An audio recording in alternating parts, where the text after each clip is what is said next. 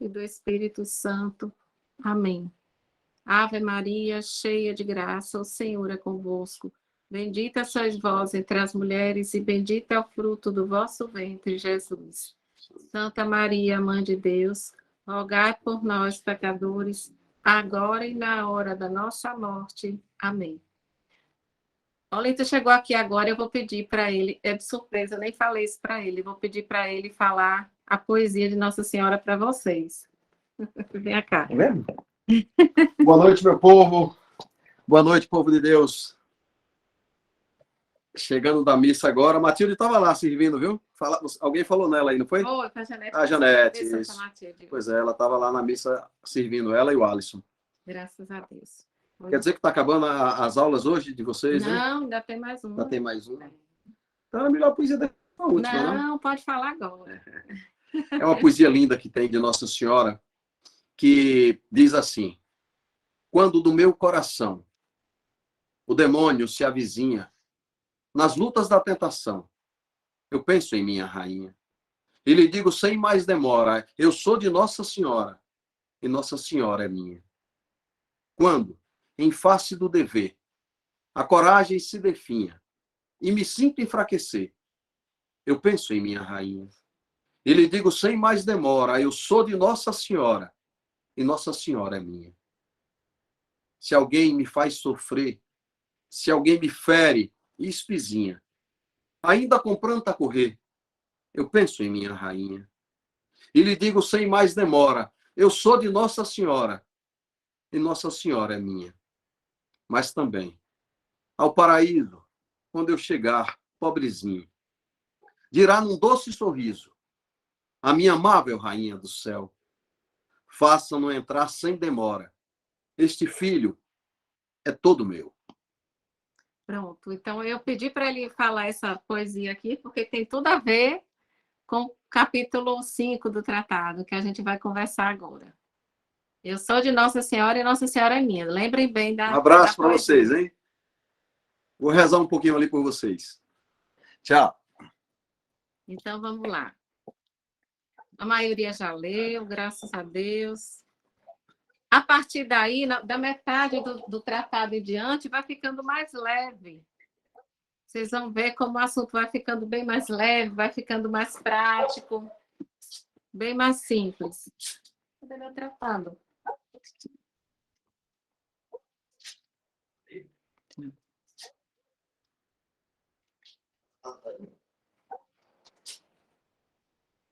Faltou Nossa Senhora. Então, vamos lá, gente. Qualquer coisa vocês interrompem, tá? Agora é bom se vocês puderem ir acompanhando no tratado de vocês. Eu estou seguindo aqui... Boa noite, Sheila. Eu estou seguindo aqui uma sequência dos capítulos do tratado mesmo. Então, vamos lá. Vamos para o capítulo 5. A devoção a Maria nos leva ao serviço de Deus.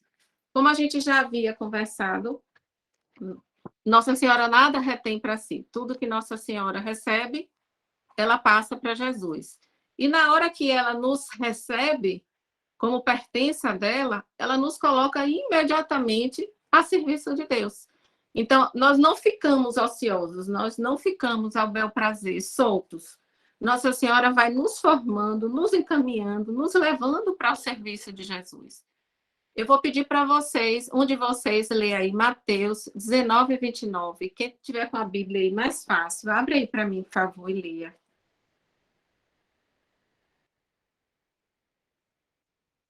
Quem pode ler aí para mim esse versículo?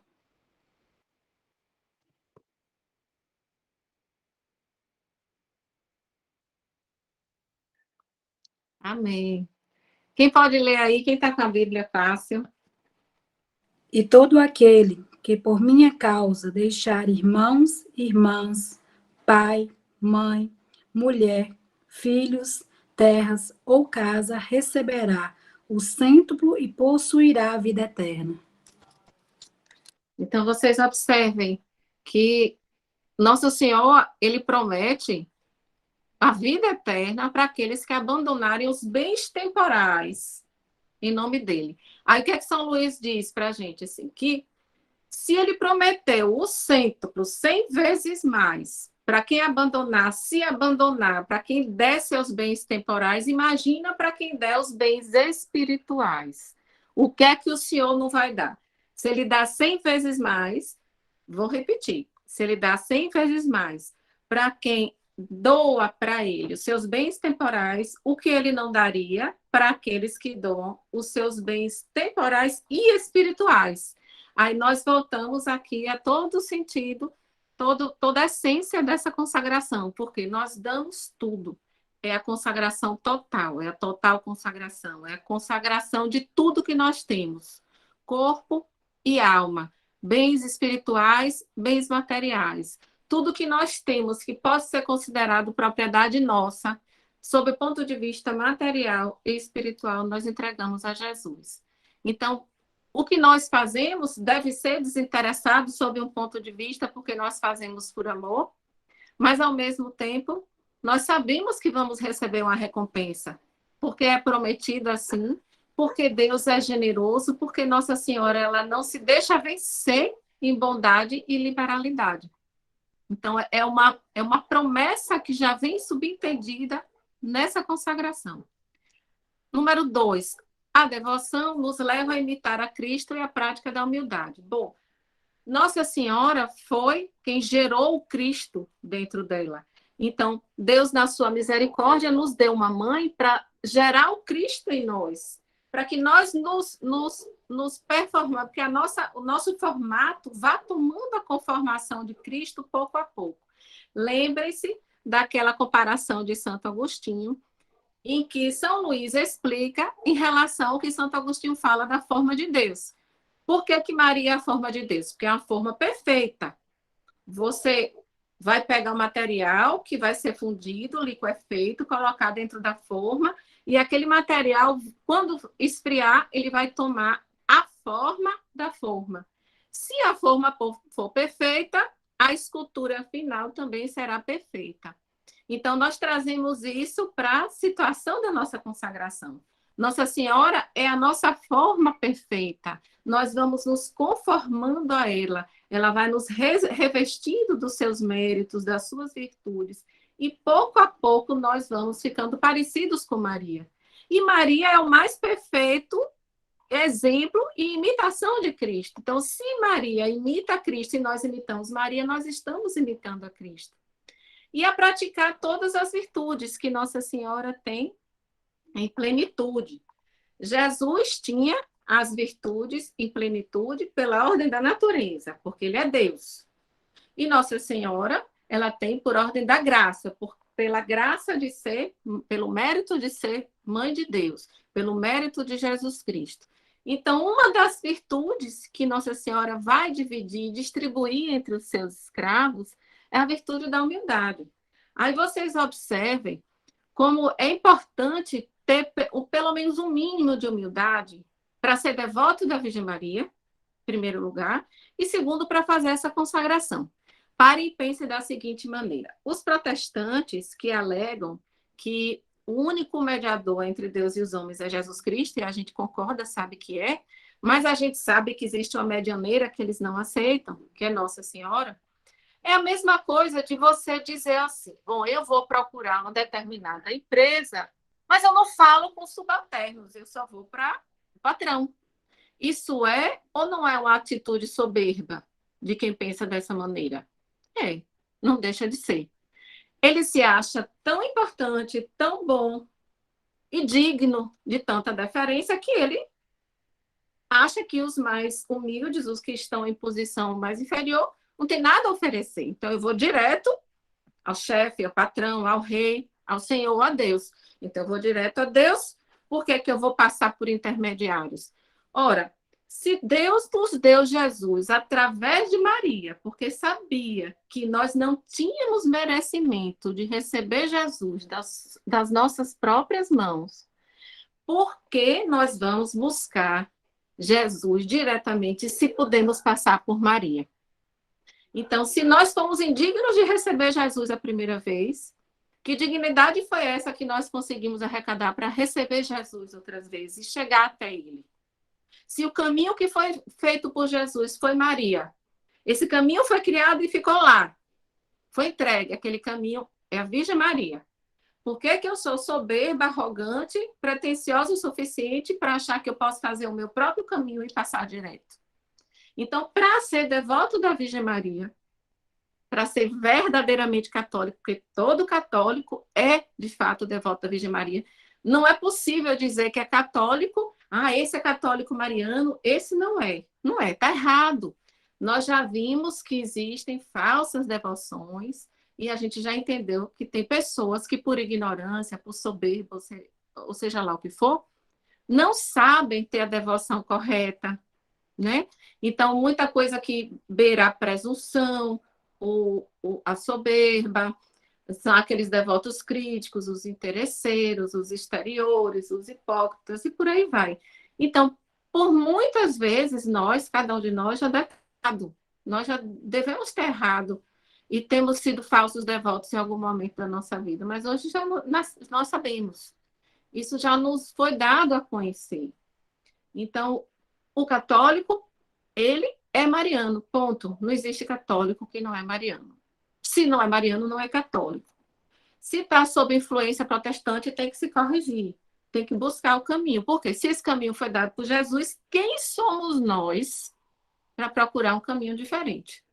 Se Deus trouxe Jesus, mandou Jesus por esse caminho, quem somos nós para buscar um caminho que não seja Maria? Então, para fazer essa consagração, antes de tudo, nós precisamos ter humildade. Humildade e fé são duas virtudes que nós temos que pedir todos os dias nessa fase de preparação. E Nossa Senhora tem isso em abundância para dar. Lembrando que a fé de Maria, ela já não precisa mais na glória do céu.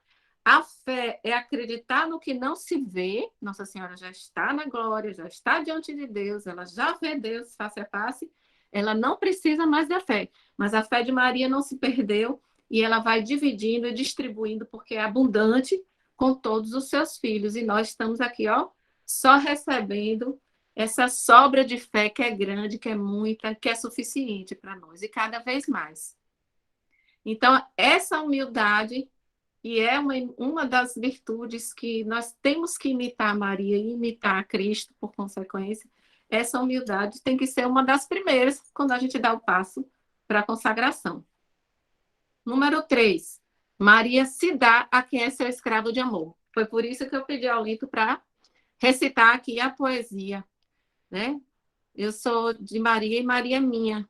Então, Nossa Senhora, ela é tão generosa e ela não se deixa vencer em liberalidade, generosidade, bondade, piedade, que no momento em que nós nos damos a ela, ela se dá a nós também. Aí São Luís fala que ela, quando recebe um filho como propriedade dela, quando a gente se entrega a ela, é como se a alegria dela fosse tanta que ela nos emerge, é como se a gente se afogasse dentro de um abismo de graças e virtudes e méritos. Ela imediatamente cobre a cada um de nós com o que ela tem muito. Ela vai como se jogasse assim, eu vou jogar você numa bacia, você já vai sair diferente. Então, o que nós damos a Maria é infinitamente menor do que ela vai dar para nós. Então, na hora que eu digo, eu sou de Nossa Senhora e Nossa Senhora é minha, a gente só está repetindo o que aconteceu lá no Calvário, em que Jesus disse, eis aí o teu filho e eis aí a tua mãe. Ele deu João a Maria e deu Maria a João. E no final do capítulo 19 do Evangelho de João, como é que termina? E João levou Maria para a sua casa. Pronto. Acabou ali. Então, na hora que a gente se dá a Maria, ela se dá a gente e ela vai conosco. Nunca mais você vai ficar sozinho. Nossa Senhora passa a fazer parte da sua vida, passa a ser sua também. Ela se dá como mãe. Número 4, São Luís coloca ele ainda faz uma ressalva. Ele diz, essa deveria ser a primeira causa, o maior motivo de se fazer a consagração. Deveria ser o maior motivo, porque a consagração é um meio de promover a maior glória de Deus. Mas, ele reitera, mas a maioria das pessoas não pensa nisso quando vai se consagrar. A gente quando pensa nos motivos pessoais para a consagração, a gente pensa, na maioria das vezes, no retorno que a gente vai ter, vamos ser sinceros. A gente pensa que a gente quer a vida eterna, a gente quer ir para o céu, a gente quer a santidade, a gente quer ser formado por Maria, a gente quer que Nossa Senhora cuide dos nossos. A gente quer se entregar e, a partir daí, sendo dela, ela vai nos guiar. A gente está procurando isso. A intercessão, a advogada. Só que São Luís disse, deveria ser o principal e maior motivo de todos. A consagração é um meio de promover a maior glória de Deus. Por quê é o melhor meio de promover a glória de Deus? Primeiro, porque São Luís disse que Jesus deu mais glória a Deus, ou seja, ele mais agradou e exaltou a Deus no momento em que ele se submeteu e foi obediente a Maria durante 30 anos da sua vida, mais do que se ele tivesse feito milagres e convertido a terra inteira. Então, foi mais agradável a Deus a humildade, a submissão, a obediência de Jesus do que qualquer outra coisa que ele pudesse fazer fantástica. Então, como nós estamos aqui para imitar Jesus, nós também temos que nos submeter a Maria, porque assim é que nós vamos dar glória a Deus. Porque no momento que nós honramos a Maria, Maria dá glória a Deus. Vou dar para vocês o exemplo mais simples e mais comum do dia a dia em que Maria dá glória a Deus. Na Ave Maria. Quando nós rezamos a Ave Maria. A primeira parte, Ave Maria, são duas saudações. A primeira saudação é a do anjo Gabriel, vocês sabem. A segunda saudação é da sua prima Isabel, Santa Isabel, né? Então, Ave Maria, cheia de graça, o Senhor é contigo. Quem disse isso? Gabriel, na Anunciação. Bendita sois vós entre as mulheres e bendito é o fruto do teu ventre. Quem disse isso? Isabel. O que foi que Nossa Senhora respondeu a Isabel? Depois que Isabel disse isso, quem lembra aqui? Eu vou esperar vocês falarem. Vou dizer não. O que foi que a Virgem Maria respondeu a Isabel quando Isabel fez essa saudação a ela? Bora, pode chutar, gente. Tem medo, não.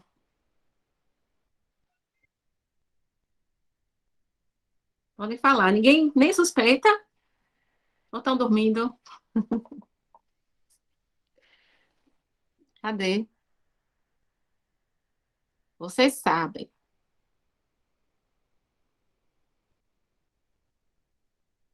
Todo mundo... Olha o silêncio sepulcral, minha Saudação. gente. Diga aí. É saudação. Diga aí, Janine. O que foi que Nossa Senhora falou?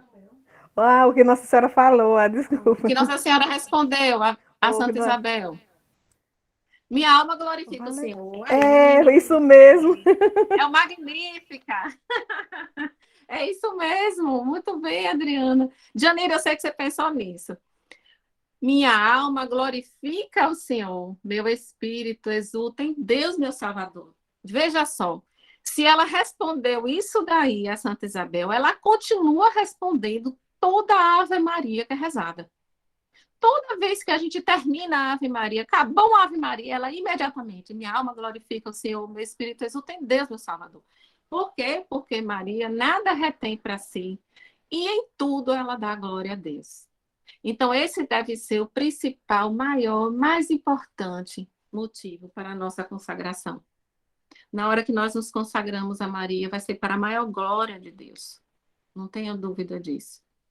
Número 5, que eu já tinha falado para vocês na semana passada, que Maria é o caminho fácil, curto, perfeito e seguro.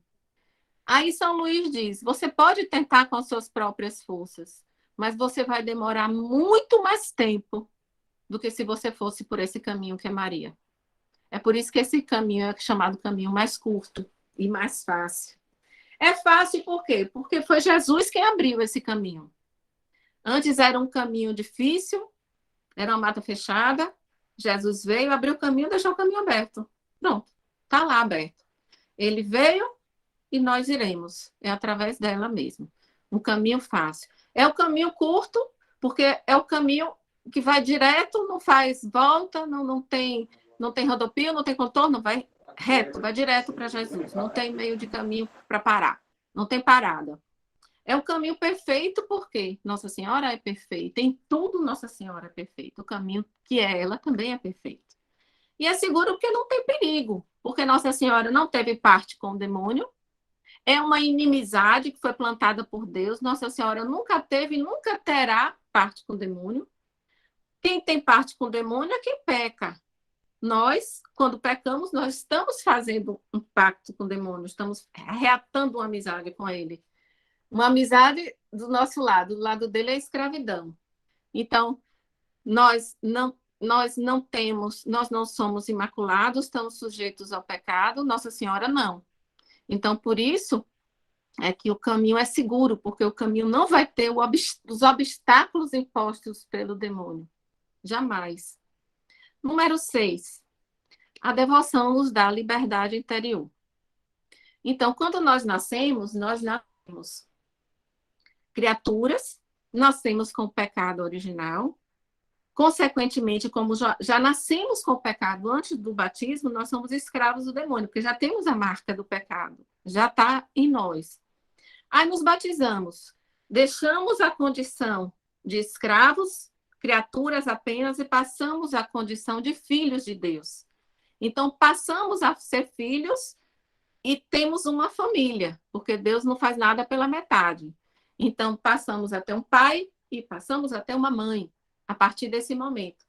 Então, nós não somos mais escravos, não somos apenas criaturas e passamos a condição de filho.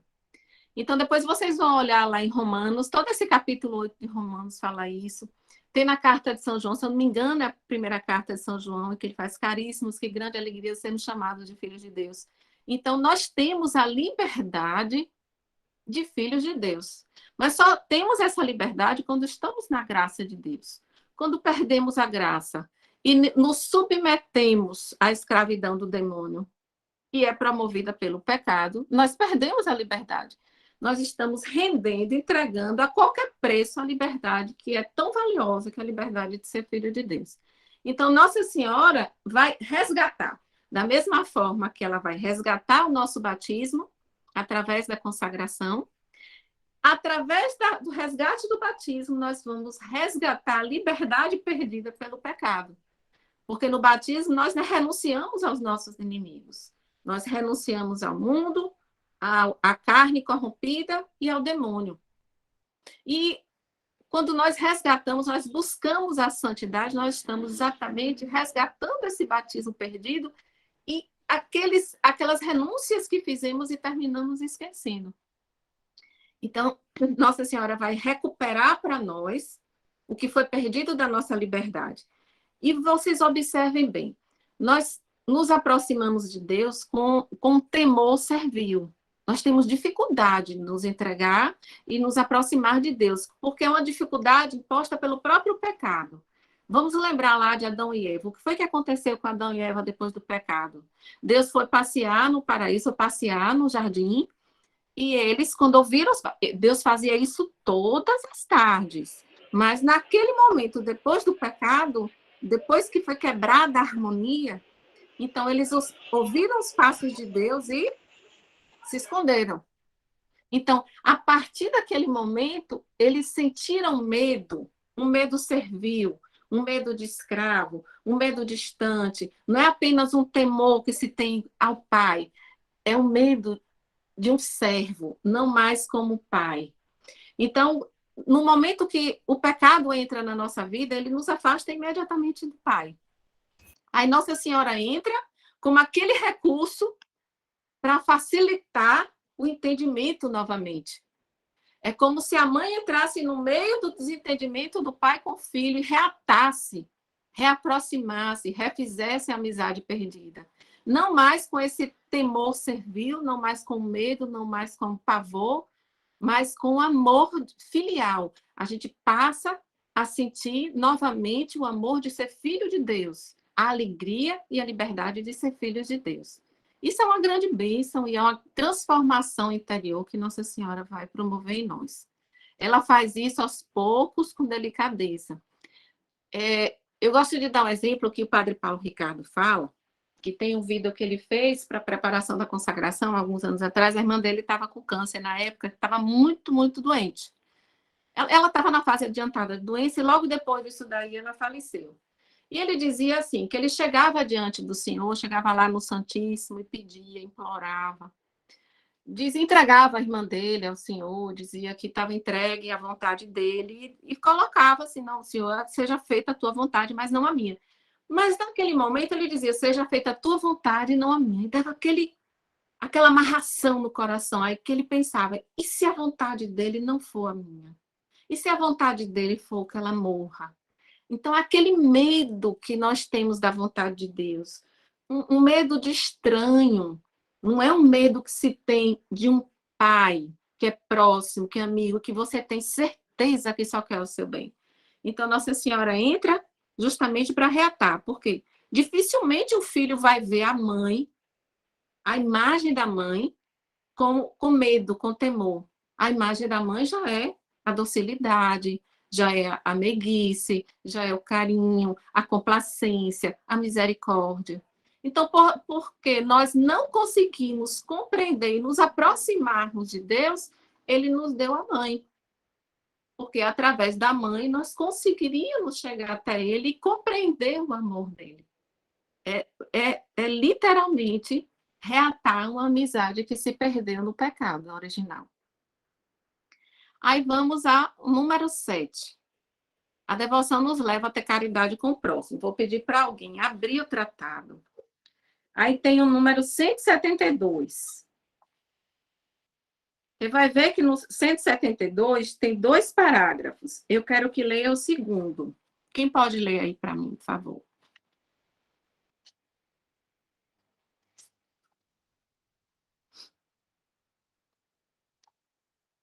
Já acharam?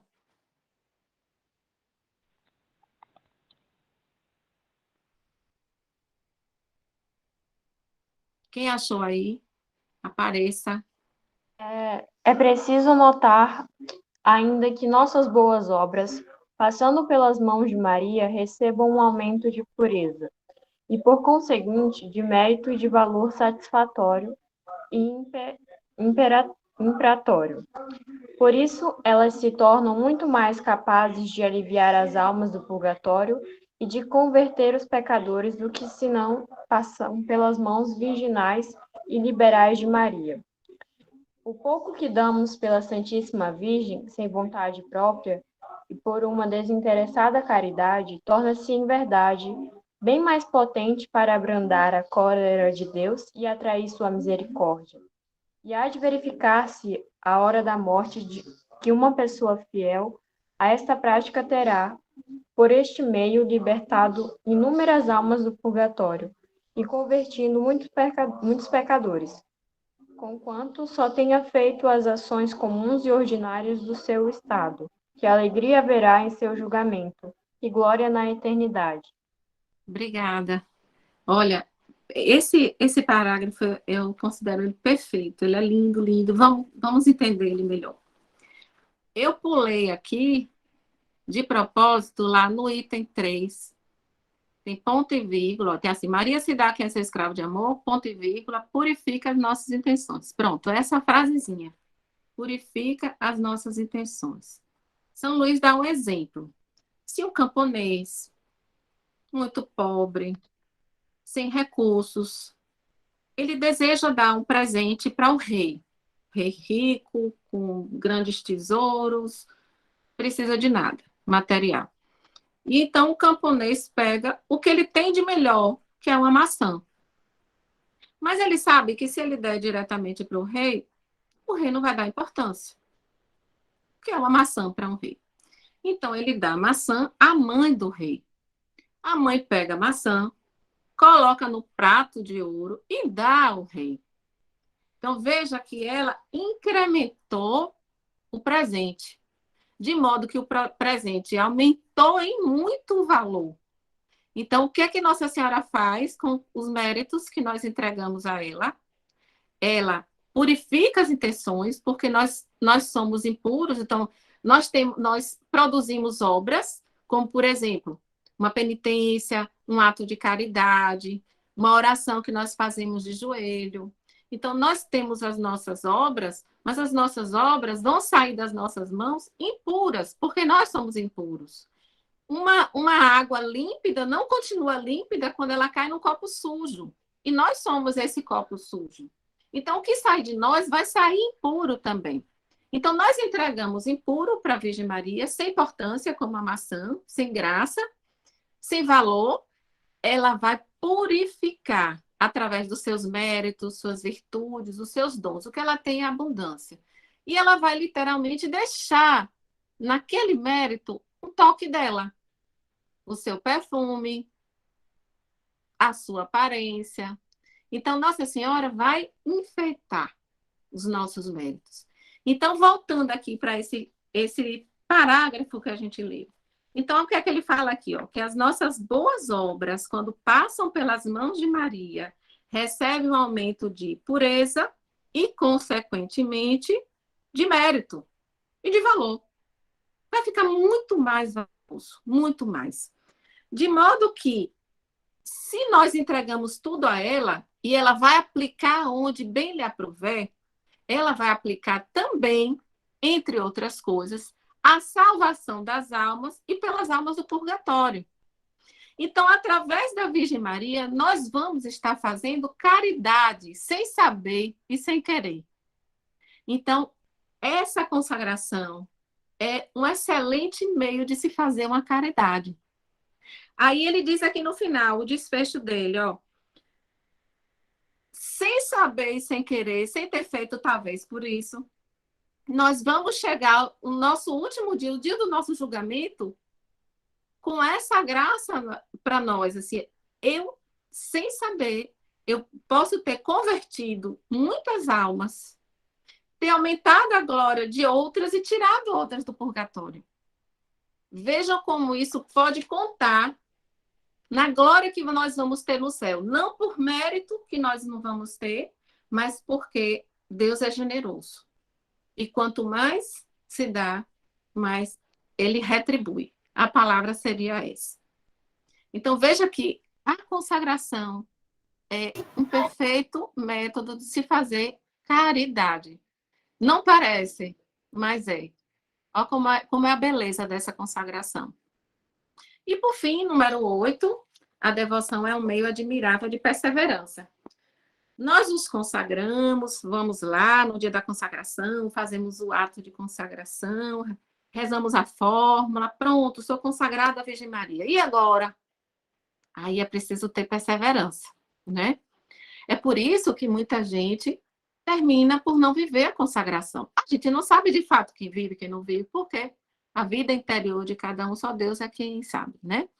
A gente sabe de alguns que estão, às vezes, estão fazendo algum tipo de apostolado, que se sentiram chamados e inspirados a um apostolado específico, mas tem aqueles que têm a vida interior e nós não conhecemos. Então, tem muitas pessoas que não vivem a consagração e a gente tem que se preparar para isso. É por isso que não pode ser um momento vão na nossa vida. Nós temos que ter bastante seriedade na hora da consagração.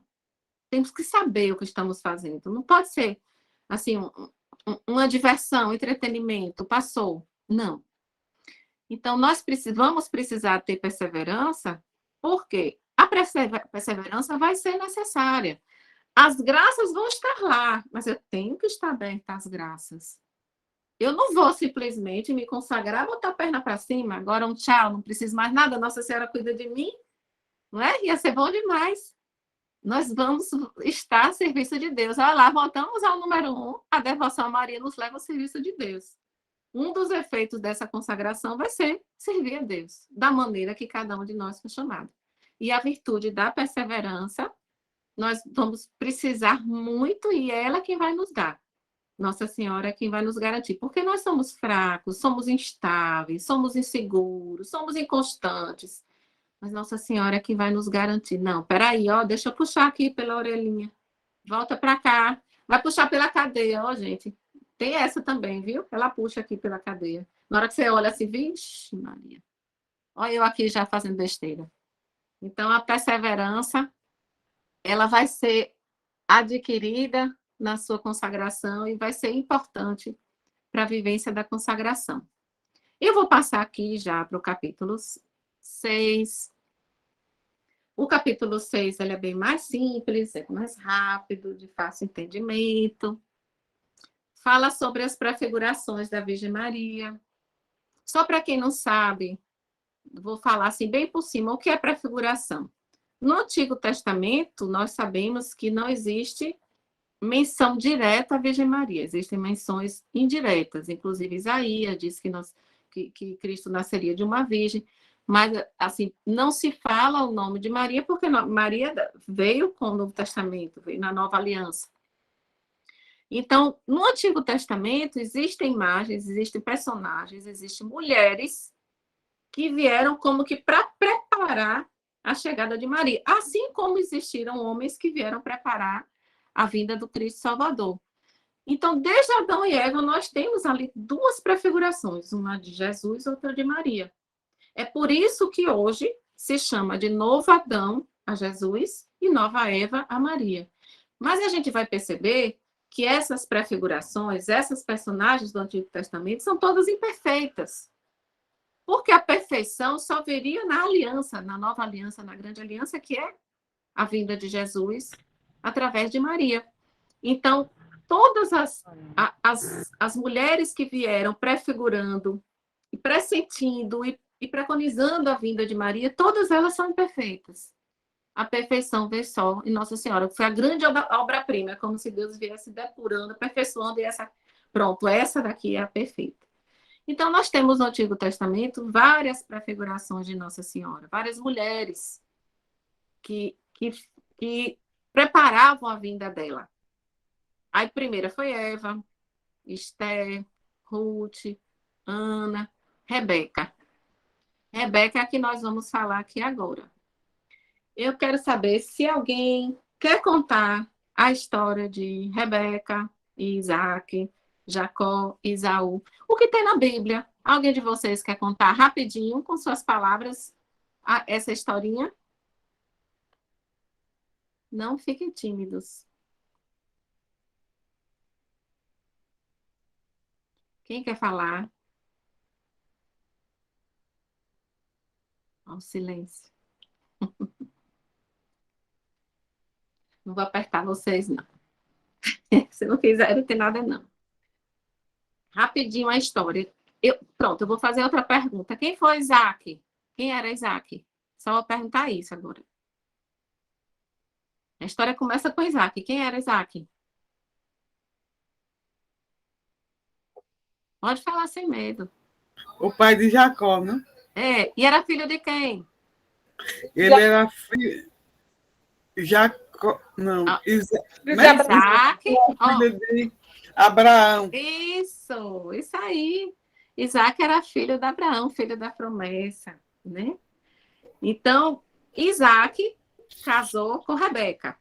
Foi. Tem uma história linda falando sobre a escolha de Rebeca, como foi que Rebeca foi escolhida e tal. Diz que era uma mulher muito bonita. E o casal teve 2 filhos. Esaú, o primeiro, e Jacó. Jacó. Então, aí a nossa história, o nosso desenrolar vem a partir daí. Na tradição dos judeus, o filho mais velho recebia uma bênção especial. É uma bênção que para eles era uma unção. Então, assim, a partir daquele momento que ele recebia a bênção, ele era ungido, como se ele tivesse recebido uma graça especial. A graça divina. E aquela bênção ali era irrevogável, não tinha volta, não tinha jeito, não podia mudar. E era do filho mais velho sempre. Era sempre o primogênito. A gente vê muitas passagens do Antigo Testamento falando em primogênito. O primogênito era sempre muito importante e tinha que ser um filho do casal. Se fosse um filho fora do casal, como aconteceu com Abraão, não adiantava, tinha que ser o filho do casal. Aí, Ismael, né, o filho que foi com a escrava. Abraão teve um filho com a escrava e com Sara ele teve Isaac. Pronto. Então, o que foi que aconteceu aí nessa passagem em que São Luís coloca para a gente? Primeiro, o Isaac já muito velho, cego, já não enxergava absolutamente nada. Ele, percebendo que ele já estava na finitude dos seus dias, ele disse para Esaú: vá matar uma caça e faça um guisado. Então, o ritual era esse: o filho tinha que caçar, o primogênito ia caçar, fazia um prato, um guisado, trazia para o pai comer, aí então o pai dava a bênção. Só que, tempos antes, Esaú, que era beberrão, era do mundo, era glutão, era aquela pessoa entregue às paixões mundanas, ele viu o irmão fazendo uma sopa de lentilhas, ficou babando para comer, ele não resistia, ele era guloso. E aí ele pediu ao irmão para dar. O irmão Jacó disse: não, não dou. Então ele ofereceu, em troca daquele prato de lentilhas, a primogenitura, ou seja, ele estava dando para Jacó a bênção que era dele. Jacó levou a sério e aceitou. Pronto. Quando foi no dia que Isaac queria dar a bênção a Esaú, Rebeca, que bem conhecia os dois filhos e sabia e sentia que a unção estava em Jacó, Rebeca chamou Jacó e disse: vai, mata 2 cabritos e traz, que eu vou fazer aqui o guisado para seu pai. Aí Jacó ficou assim com medo, mas não questionou. Foi lá, matou 2 cabritos, ela preparou exatamente ao gosto de Isaac. Fez exatamente do jeito que ele gostava. E aí preparou o Jacó de uma maneira que o pai pensasse que era o Esaú. Então ela colocou as roupas de Esaú para que ele ficasse com cheiro de Esaú e colocou a pele dos animais, dos cabritos, porque Esaú era cabeludo e o outro não. Então ela vestiu ele, entregou o prato de comida pronto e ele foi levar lá para o pai. Quando Jacó chegou até o pai, Isaac disse: não, mas essa voz é de Jacó. Se aproxime. Aí ele se aproximou. Quando ele pegou na pele do animal. Ele disse: mas os pelos são de Esaú. Aí encostou para beijar. O cheiro é de Esaú. A voz é de Jacó, mas aqui é Esaú. Então ele se convenceu, comeu o guisado e deu a bênção. Pronto.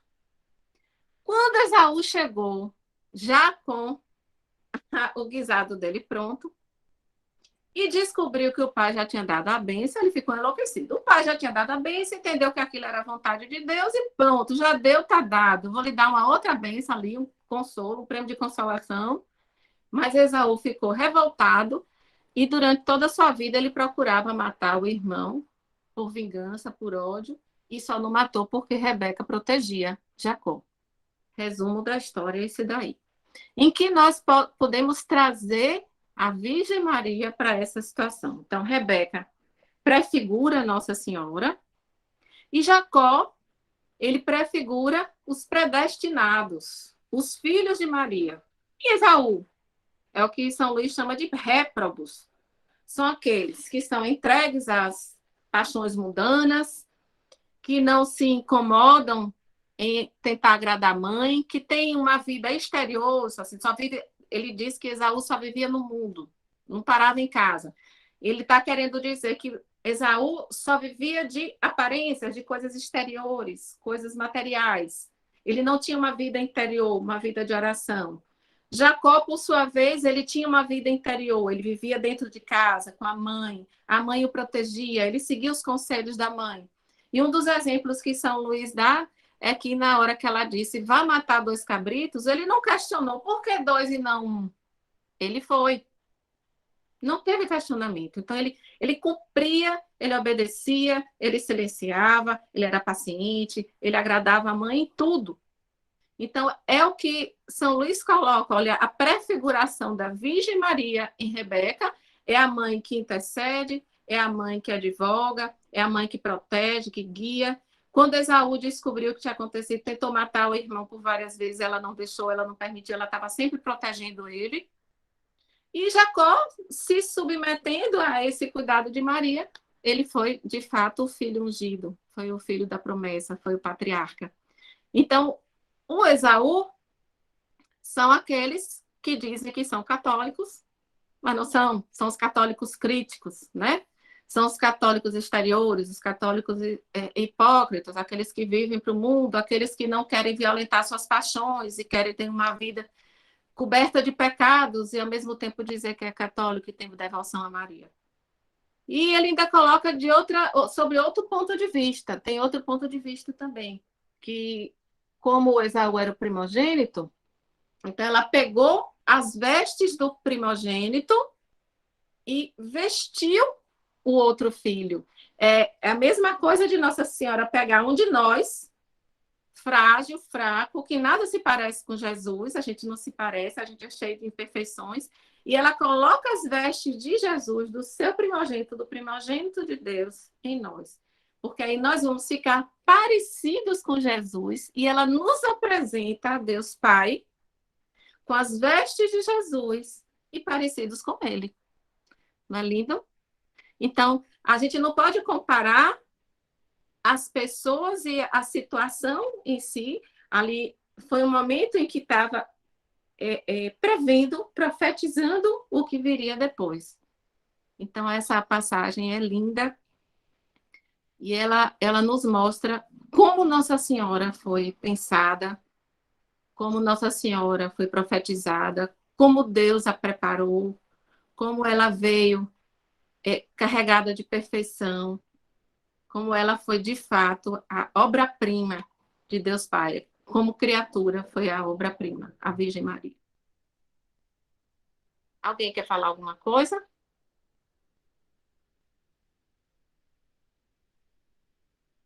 Esse capítulo é simples, né? O restante desse capítulo ele vai estar falando em torno disso daí, desse tema.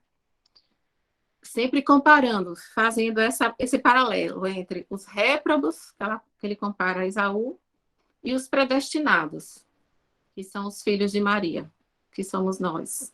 Graças a Deus. É lindo, né? É lindo, Camila. E aí, gente? Alguma coisa mais que eu possa ajudar? Alguma dúvida? Alguma coisa que ficou sem um bom entendimento? Não soube me expressar? Nossa igreja é linda demais. Nossa igreja é linda demais. Quanto mais a gente se aprofunda nas entranhas da nossa fé, na Sagrada Escritura, na beleza de Maria, é lindo demais. A gente se apaixona. É literalmente aquela coisa assim, vamos conhecer para amar, né? Vamos conhecer. Porque primeiro tem que acionar a inteligência. Então vamos voltar a nossa inteligência para conhecer, para ter saber. Eu já li, sempre leio essa passagem, e assim, com a sua explicação, ficou tão bem mais claro na minha vida, porque às vezes, quando eu lia, eu sentia como uma mãe protegendo mais um filho, entendeu? E deixando o outro de tão, lado. Exato. E trapaceando. Isso. Mas A agora gente tem essa sensação, né? Agora tá ficou trapaceando o marido. Ficou tão maravilhoso que assim a gente entende tão bem que já muda o pensamento. Graças a Deus que tem esses santos que explicam para a gente, né? Eu estou aqui só passando o que o São Luís achou, não é impressão minha, e concordo totalmente com ele. Se ele disse, eu avalizo. Mas é graças a Deus que a gente tem essas pessoas inspiradas para nos explicar as Sagradas Escrituras, né? A gente não pode, por isso que a gente não pode ler de uma forma fundamentalista, né? Como muitas vezes os protestantes vão pegando ali pedaços de versículo e sem entendimento, sem exegese. Tem alguma coisa mais que eu possa ajudar vocês agora? A fórmula, peraí, você está querendo decorar a fórmula, é? Peraí que eu não vi a mensagem toda, não. Deixa eu ver aqui. Olha, se você tiver boa memória, eu não vou dizer nada. Eu não consigo, não, decorar a fórmula. A fórmula é enorme, você já viu? Você já leu, Rita? No final do tratado tem. Bom, se você tiver memória para isso, normalmente a gente lê. O que São Luís fala lá no tratado, que seria bom que tivesse escrito à mão, né? Tem gente que faz isso. Esse capítulo é lindo. Tem gente que vai escrever, faz questão de escrever à mão, mas a gente tem que considerar que nessa época Não existia a impressão, né? Era tudo escrito à mão mesmo, era tudo manuscrito. Mas tem gente que quer seguir ipsiliter da forma como o São Luís disse. Então, vai lá e escreve à mão. Tem gente que vai, escreve todinho. É até uma forma de você absorver mais, né? E a sua fórmula, quando você vai levar lá no dia da consagração, você coloca o seu nome, seja escrito à mão ou não, aquilo ali é para ser guardado como um marco na sua vida. Se quiser, pode botar lá um quadro, emoldurar, deixar guardado para todos sempre. Aí vocês vão chegar um dia e dizer assim, olha, minha vida até aqui foi uma, a partir daqui foi outra. Vai ser simbólico, não tenha dúvida. A consagração acontece em público, na maioria das vezes, Manuel, depende. Então, por exemplo, aqui tem gente que vai fazer em grupo, porque tem várias pessoas da paróquia, porque o padre vai fazer, o padre já concordou. E tem pessoas que vão fazer sozinhas. A consagração pode ser feita independente de padre. Mas, por exemplo, aqui em Bonfim, como é que a gente faz sempre? Como aqui sempre tem uma quantidade de gente, aqui já teve turma de 85, de 80, pessoas de 20, de 40, o que for. Tem 3 pessoas na paróquia, tem 2. E o padre disse, eu faço, vamos fazer no final da missa, na ação de graças, eu quero fazer. Pronto, faz em público. Se você não quiser, se você for uma pessoa que você quer mais um momento seu, interior, você não quiser, você vai lá sozinho, terminou a missa, comungou nessa intenção, já levou sua cadeiazinha abençoada. Pronto, basta você chegar lá, na hora, terminou a missa, você vai diante da imagem de Nossa Senhora, se ajoelha e lê a forma. Mas eu acho muito mais significativo a gente fazer em público. Até porque a gente dá o testemunho. Isso acaba despertando outras pessoas o desejo de se consagrar. Vai desencadeando outras pessoas. A consagração a confissão deve ser feita na semana. E aí você se segura para não pecar.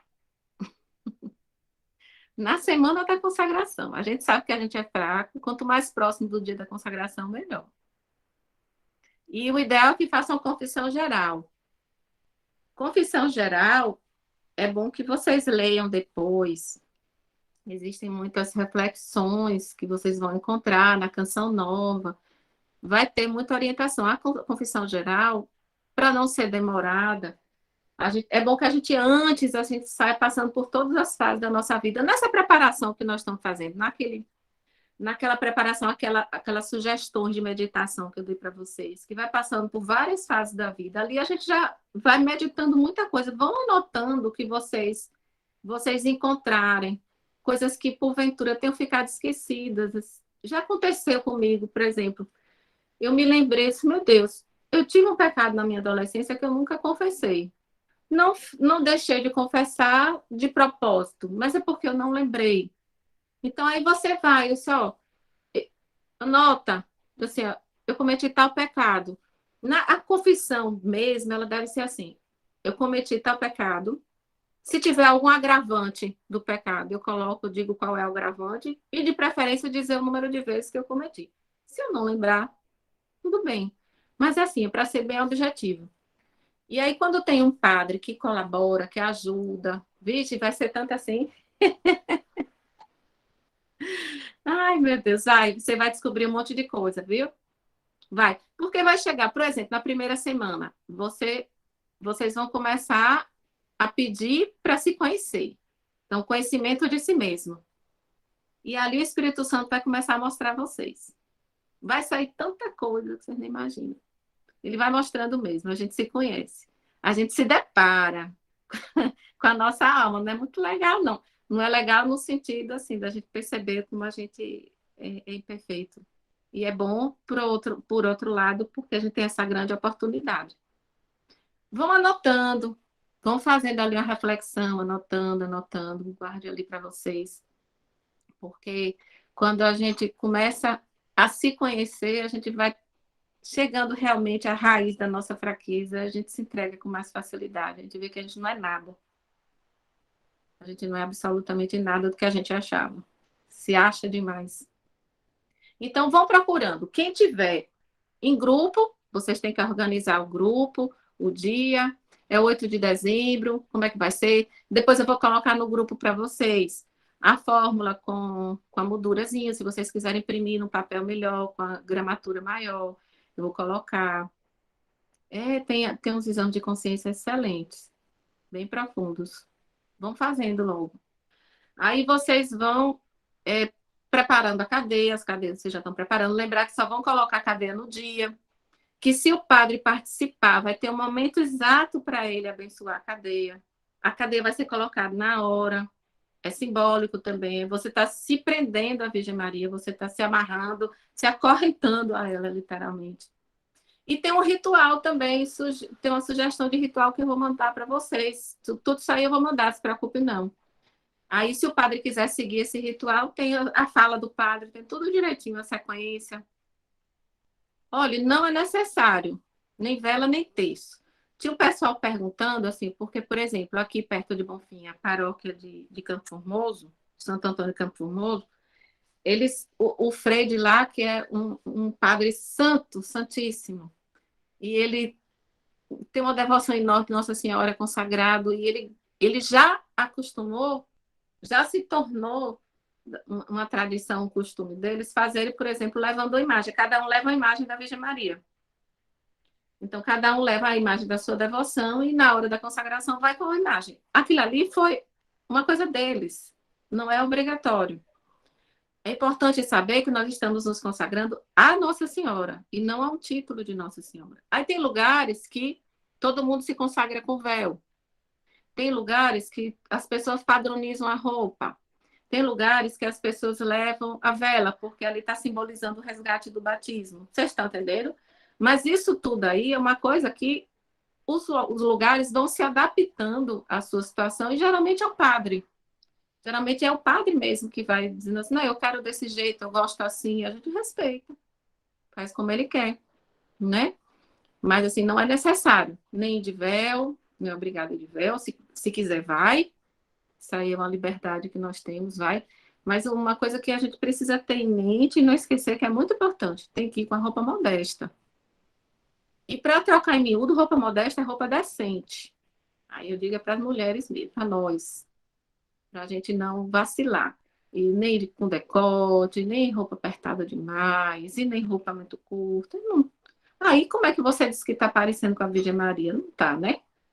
Primeiro se pergunta assim, Nossa Senhora, a senhora vestiria isso? Tente fazer essa pergunta e você mesma responda. Aí você vai saber. Sua consciência mesmo acusa. Viu? Então, quem tiver em grupo de paróquia, se organize e converse com o padre. Se por acaso alguém não conseguiu o apoio do padre, não esmoreça. De jeito nenhum. Não fique triste. Você não deixa de se consagrar por isso. Pode até me falar depois no privado se tiver com alguma dificuldade desse tipo, viu? Pode acontecer, acontece. Às vezes é porque o padre não conhece a consagração, aí tem algum tipo de preconceito com isso.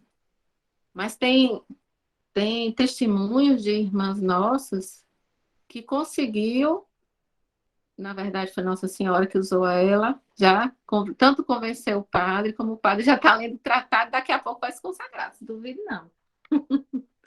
Então a gente tem que chegar para eles com humildade, com bastante respeito, mas chega. Porque eles são filhos de Nossa Senhora. Às vezes tem uns rebeldes, mas são filhos. E a gente tem que respeitar, viu? Vocês estão bem atentos a essas datas que eu coloquei, não estão? Eu vou botar aqui, ó. Peraí. Botei aqui só para a gente lembrar. A gente vai se encontrar na próxima quarta, que vai ser antes da mudança para a primeira semana. Então, na próxima quarta, a gente ainda está nos 12 dias preliminares. Aí eu vou voltar a falar, e aí a gente combina as orações da primeira semana, tá? Alguém tem dúvidas sobre essas orações ou ficou bem claro? Se tiver alguma dúvida, pode falar. Você 12 falou dias hoje, preliminares. porque eu saí para rezar o texto e cheguei atrasada. Diga aí, você tem alguma dúvida, Janira? Sim, as orações são essas do final do tratado. Então, Isso. nós começamos dia 8 e vamos até o dia 19 de novembro, que são os 12 dias preliminares. Nós vamos fazer 2 orações, basicamente. Ave Maristela e Vem Espírito Criador. Pronto. Além disso daí, eu passei para vocês a sugestão de meditação da palavra, que é muito bom você fazer. Existem Eu livros. estou fazendo, eu já comecei desde segunda. Meditação. E ali o Padre Darlan organizou e ele botou ali dia a dia o que você deve meditar. Não é obrigado você meditar mais de uma passagem daquelas, não. Escolhe uma e medita aquela uma ali, um versículo, uma passagem só. Faz a meditação da palavra, que é importante também para esse crescimento espiritual. Quando chegar dia 20, aí nós vamos mudar as orações, mas a gente se encontra antes disso.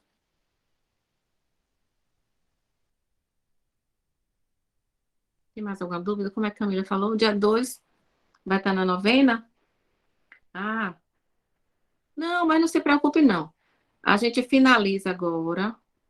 Espera aí. As formações vão terminar semana que vem. Vocês vão ver lá que na programação eu coloquei mais uma data, porque muitas vezes precisa.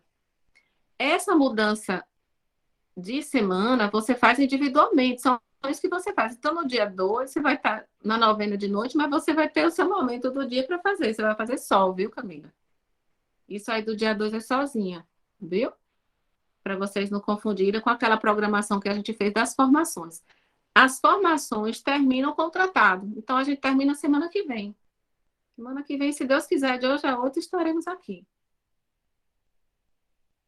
Pronto. Qualquer dúvida mais e que eu puder ajudar, e todos nós que estamos à disposição. Eu estou com dúvida sobre essa fórmula que você fala que a gente tem que fazer no dia da formação. A fórmula? No dia da consagração, sim. Qual é a fórmula? Essa fórmula tem no final do tratado. É, na verdade, o ato de consagração. Qual é seu tratado? É do Vozes. É o azulzinho ou é o verde? Deixa eu ver. Ah, peraí. Não dá para ver que está escuro aqui. É do grande, é o de bolso? O pequeno de bolso. Ah, o de bolso eu não tô, eu já dei o meu. Peraí. Porque se fosse desse grande aqui, eu te dizia agora. Mas peraí. Ó, tá escrito assim, ó. Consagração a si mesmo, a Jesus Cristo, a sabedoria encarnada pelas mãos de Maria. Em todos os tratados está escrito assim. Aí ele começa assim, ó sabedoria eterna encarnada. É um ato de consagração. É uma oração que você vai fazer. Na página 282. Do pequeno, né, Janira? É, página 282. Pronto, veja aí, Alice.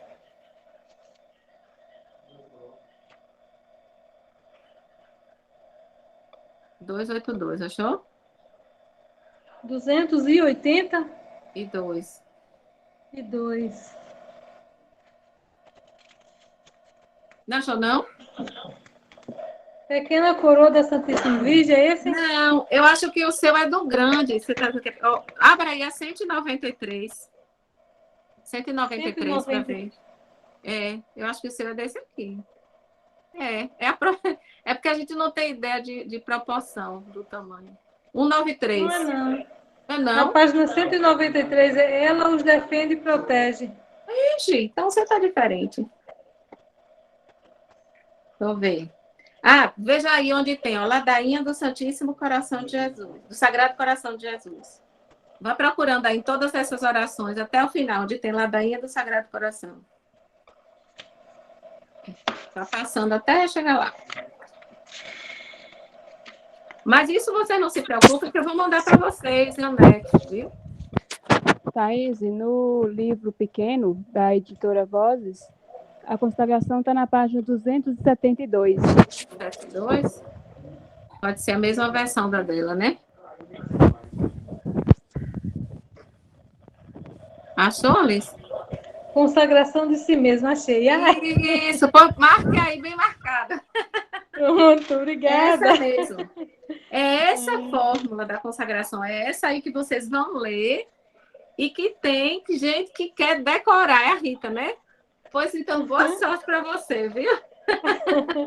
Tá bom, obrigada. Pois se decorar, ainda mande para a gente gravado, para poder a gente Ai, meu Deus. Isso aí é grande. Quem decorar e falar decorado na hora, eu vou dar até bater palma. É grande, É viu? difícil, viu? Não é porque tem memória boa? É. Tem memória boa para isso aí. Pois então, tá bom, gente. Vamos fazer a oração final, agradecer a Virgem Maria por mais essa noite, a graça que vem nos dando. Vamos pedir para nos dar perseverança de chegarmos até o fim, até o dia, a final da nossa consagração. À medida que vocês estão se preparando para a consagração, eu me preparo para a renovação. A preparação é igual, viu? Aí vocês já ficam sabendo, quando completar um ano, vocês devem fazer de novo a renovação, mas aí não precisa ver formação de novo, não precisa ler o tratado, se não quiser, vocês só vão fazer essa parte de oração mesmo, viu? Então, vamos agradecer Nossa Senhora. Salve, Rainha, Mãe de misericórdia, vida, doçura e esperança nossa, salve. A vós bradamos, os degredados filhos de Eva, a vós suspiramos, gemendo e chorando nesse vale de lágrimas. E após advogada, esses vossos olhos misericordiosos a nós volvem. Depois desse desterro, mostrai, Jesus, o fruto do vosso ventre, clemente, ó piedosa, ó sempre Virgem Maria. Rogai por nós, Santa Mãe de Deus, para que sejamos dignos das promessas de Cristo. Amém. Estivemos aqui reunidos em nome do Pai, do Filho e do Espírito Santo. Amém. Uma boa noite a todos. Salve Maria Imaculada. Até semana que vem. Boa noite. Até Ave Maria. Boa noite. Salve Maria. Boa noite. Boa noite, salve Maria. Boa noite, salve. Boa noite, salve Maria. Boa noite, salve Maria. Boa noite, salve Maria. Boa noite, salve Maria.